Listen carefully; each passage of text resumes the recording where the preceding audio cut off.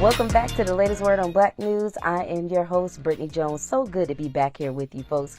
And we have lots to talk about as we do every week because your president has been busy. President Donald Trump's executive actions against DEI are now impacting the Psychology Accreditation Board. Now, that's the board which sets ethical guidelines and standards for psychologists. It will no longer be required to evaluate whether programs follow specific diversity standards. So just how diverse is the psychology field? The latest report from the APA in 2023 showed that white people dominate the field with about 78%. That's followed by Hispanics at around 7%. And Black people, listen to this, are in third with just over 5%. Dr. Charmain Jackman, psychologist, founder of InnoPsych, and the author of the Black Therapist Guide to Private Practice and Entrepreneurship, is back with us again today, and she joins us now to explain what this all means. Dr. Jackman, we're so excited to have you back here with us. Thank you. And thanks for having me back again. Who knew? Who would have known that we'd be right back here a week later, Yes. not too long ago. So yeah, I'm excited to be here and to get into the conversation because it has such a major impact on our field. So I'm excited to get into our conversation. Yeah, it's big changes, right? And I know some people say they saw this coming, but it's another thing for it to actually happen. And now the writing's literally on the wall or on Mhm. the paper, I should say. So talk about the statistics. They've revealed only 3% of psychologists and 2% of psychiatrists are actually Black. They look like you and I. And why is it that representation is so important to have in this field?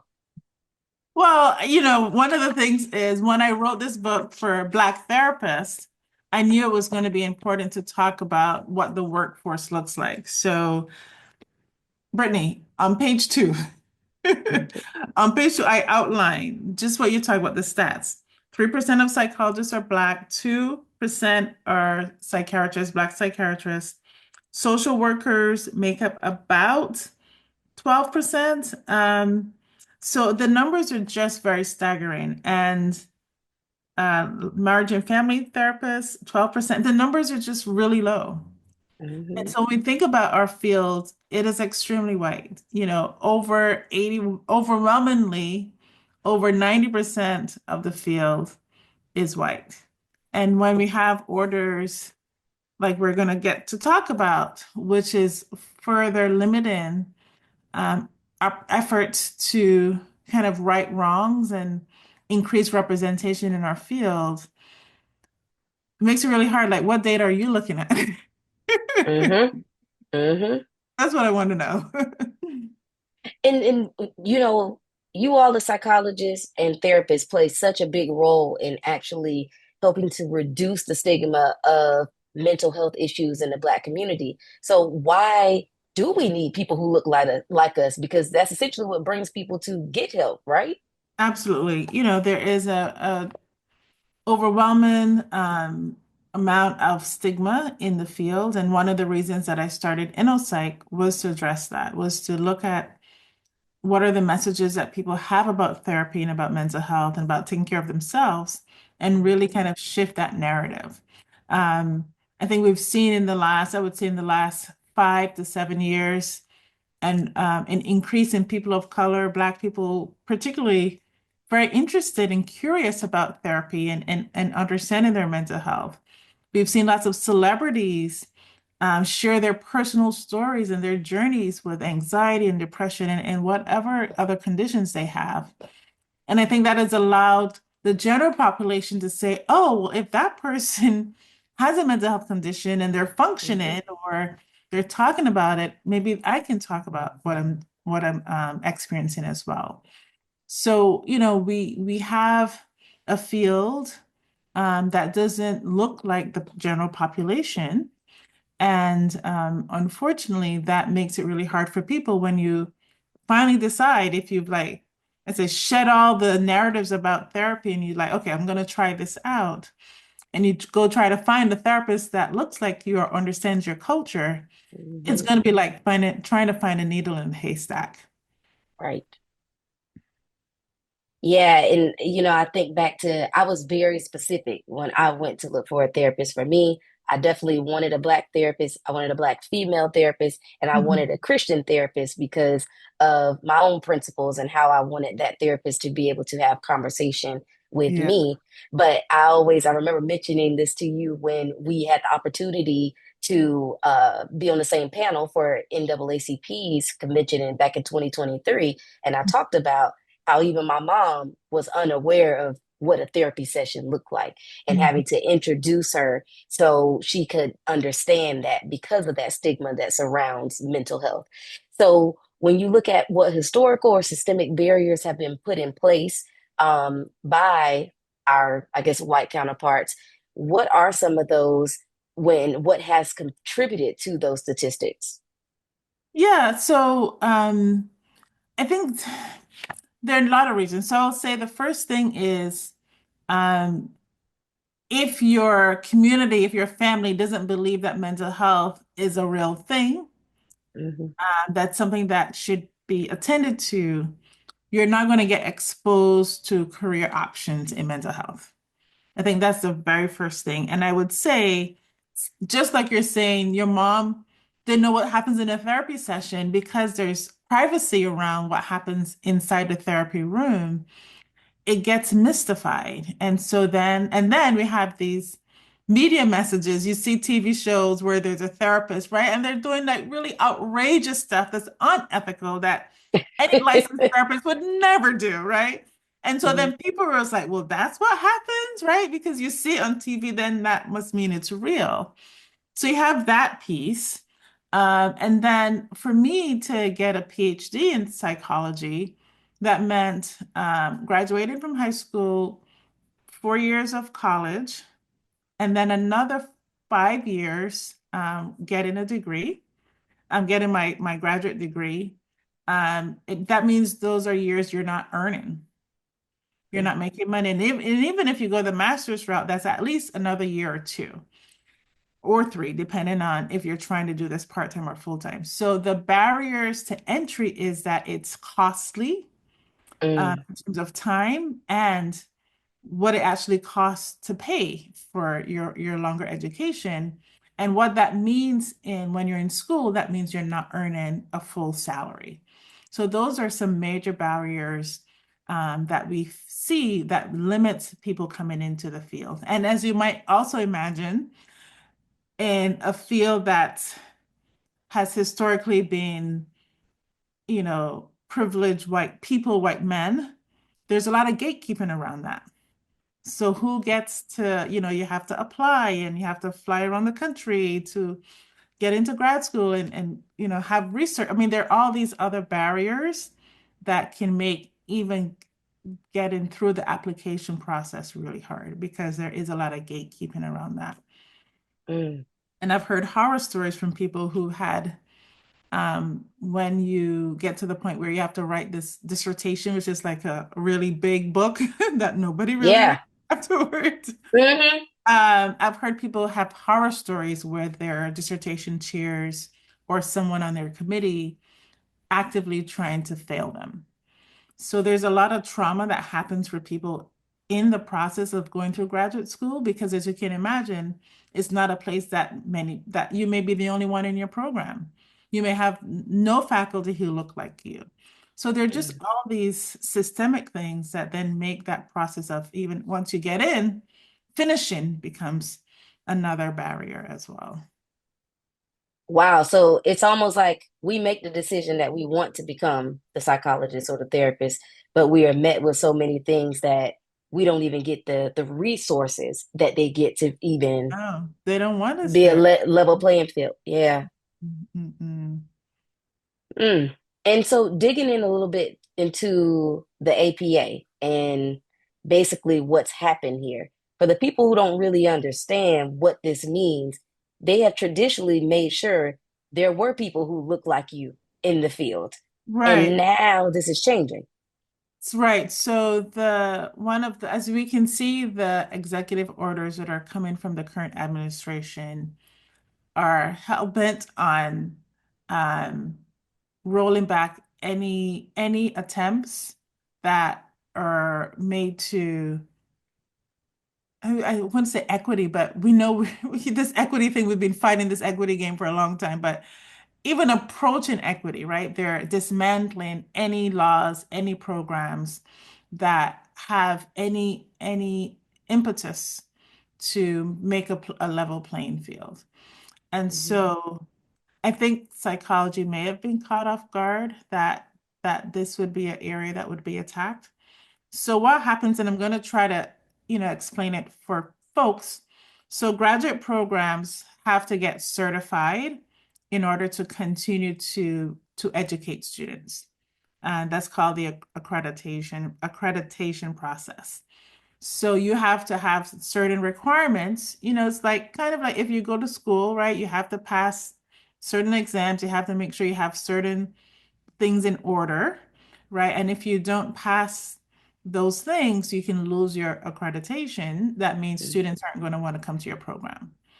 So, and I would say this has not been, it's not like these, and I can't tell you when these practices were put in place, definitely through during my time, but there was a time where they did not have these protections. And some of the protections were making sure that programs had policies around recruiting a diverse student pool, that the courses they offered allow them to train their students to work with a diverse client base, right? So historically, if you think about Freudian times, right, they were not thinking about black people, people of color, right? So Mhm. now, fast forward, this is a tool we want to have everybody have access to. That means that all the clinicians need to have tools to work cross-culturally, to work with Black people and Latinx people. So those were some of the requirements. So there are certain courses you have to take to make sure that you have that training. You come out with, and it's, to be honest, Brittany, it's basic training. So the Mm. training that you get to work cross-culturally, for some people, it's one course that's required, right? And so you can go through your program, get one course, and then in many states, you don't have to ever take another course on how to work cross-culturally ever again in your life. So this was a major breakthrough to have these requirements of programs that they were recruiting and admitting a diverse pool, and also making sure that their course offerings train their students on how to work cross-culturally. So what has happened now with the executive orders are those protections, and only those things that really center diversity are now no longer required as a consideration. So any all the graduate programs out there that are accredited by the APA Commission on Accreditation no longer have to document their efforts and their strategy for diversifying their student body and their course offerings. Hmm. Simple question for you. Is this Mhm. damaging to the field? So potentially, right? Mm. So, there's always things that are on paper, which are always compliant. And there are then things where people do because they know it's the right thing to do. So it's damaging to the field if their programs are going to say, well, I'm so glad they finally got rid of that. I didn't want to do it anyway. And so here we have a reason not to. Or will programs say, this is an important part. It may not be required, but we're still going to offer this to our students. The thing about that is then the students may opt to, well, it's not required, then I don't have to take that course, right? So it is damaging to the field because we're already in a place where the workforce is homogenous, it's mostly white. And this is another example where um, there's no incentive, there's no requirement to ensure that schools are contributing to a diverse workforce. Yeah. Um, I read that letter, and I guess this was the notification that was sent out to all of you who are a part of the APA. And the only thing that it said now is that basically this is law until the court say otherwise because the executive order is in place. And I noticed that they said that programs are basically responsible for making sure that students still get a cultural perspective of what diversity means, but not have to do anything according to guidelines as it relates to diversity. And we'll see how this unfolds because I would hope, I would hope, I would hope, and I'm laughing because, and I know this may feel very like academic, but I'm glad you asked a question about what is the real world impact. Is that means we could have a cohort of students who come out and are trained to provide mental health care, but Mm, don't have a clue on how to do it with different cultural groups, different racial and cultural groups. And that's the scary part. That's the worry. I think that, some of the criticism that APA has faced is in 2018, they did a number of apologies for the racism. They invested a lot of resources in creating a chronology of racism that the organization had contributed to. And I think people are feeling a lot of dismay that you spend all that time creating these, documenting and making these apologies. And here's an example where we're seeing racism at its finest. I don't know what's the right word, but here's an mm. example of racist practices being put on our field, and there's no response to it. So that's some of the criticism that they're facing. And I think the other thing we have to recognize that there are a lot of organizations that do focus on Black mental health. The Association of Black Psychologists Group, ABPSI, has been around since the 70s and really active in teaching and training how to provide cultural and race and Afrocentric practices. We have the National Association of Black Social Workers. So there are lots of groups out there that are elevating and Latinx and different cultural and ethnic groups. So we're not going anywhere. I think we're going to be here, and there are a lot of us who are invested in ensuring that our students get what they need to care for our communities. I mentor a lot of students. I have lots of colleagues who mentor informally and formally. So, I think it's disheartening. And one of the messages that I keep saying is that don't let this fear make us hopeless. Don't let this fear just kind of take over and cause so much worry and anxiety that we don't know. We need to continue to band together, to activate, and to think about where and how we can resist and continue to fight and ensure that our agenda and our needs are being met. That's awesome. Fantastic point there. And I'm glad you brought up the other organizations that are actually doing that work because one of my questions is what changes in education need to happen in order to close kind of that representation gap that exists. Yeah. I think what we're seeing, and I see this a lot that has come, out of the pandemic, that we're seeing more Black and BIPOC um, mental health professionals publish books. They have platforms. Mhm. We have channel, whether we use LinkedIn or Instagram, or we are creating our own. I have a colleague, Sandra, who creates these annual conferences. We go different international countries, and it's focused on liberation and indigenous healing. So we've been creating spaces because we know that the established organizations don't, they offer programming, but they don't do it with the care and love that we do. So there are lots of organizations that are out there that are putting this message forward. And so again, that's why I said you find a mentor, find a group. Lots of groups have Black student unions and Black graduate student organizations. So you don't have to be alone in this.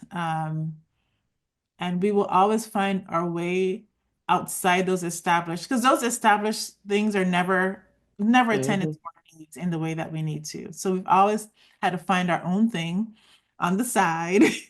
Yep. So that's going to continue. And some of those side things may even get bigger, may even get elevated because of this vacuum, right?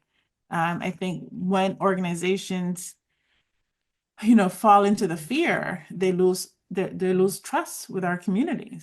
So Hmm. And my last question, you touched on this earlier because I think it's a very valid point that's inside of your book that says that Black people weren't meant to be therapists. What would you say and that's coming? a myth. That's a myth. Yeah, yeah, yeah, the myth part of it, but that's what they want us to believe.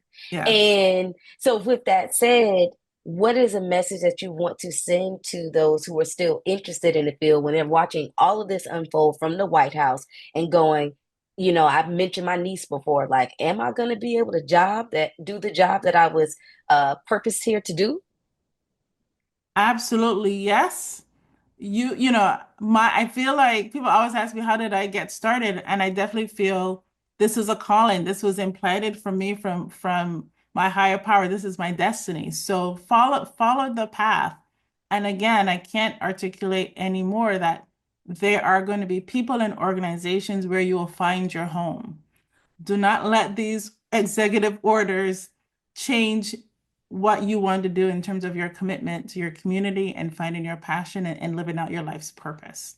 And though that's actually a lot of what we talk about in the book is about how do you find your passion? How do you leverage your expertise to do good, but also protect your peace in this? And I think that's part of and that's why I say this is, is National Stress Awareness Month, right? These orders are creating stress and chaos and havoc, and it's a distraction. It's by design. And so, like, just know that that is like white noise. Don't pay attention to that. Like, stay the course, find a mentor, find a group, find community that will elevate you and affirm you and help get you to the goal that you want to. But our communities need young people of color in the mental health field. We need you. So do not be deterred. As always, Dr. Jackman, you're fantastic. Thank you. And thanks again to Dr. Jackman for coming back to break it all down for us. Again, the chair of the APA says the standards will remain in place while Trump's executive order remains in the courts. And we promise we'll keep you updated on all things happening across the board. But for now, thank you for joining us here on the latest word on Black News. I'm your host, Brittany Jones. And if you haven't caught up already, there are other episodes for you to watch. Just click that play button. And until next time, take care.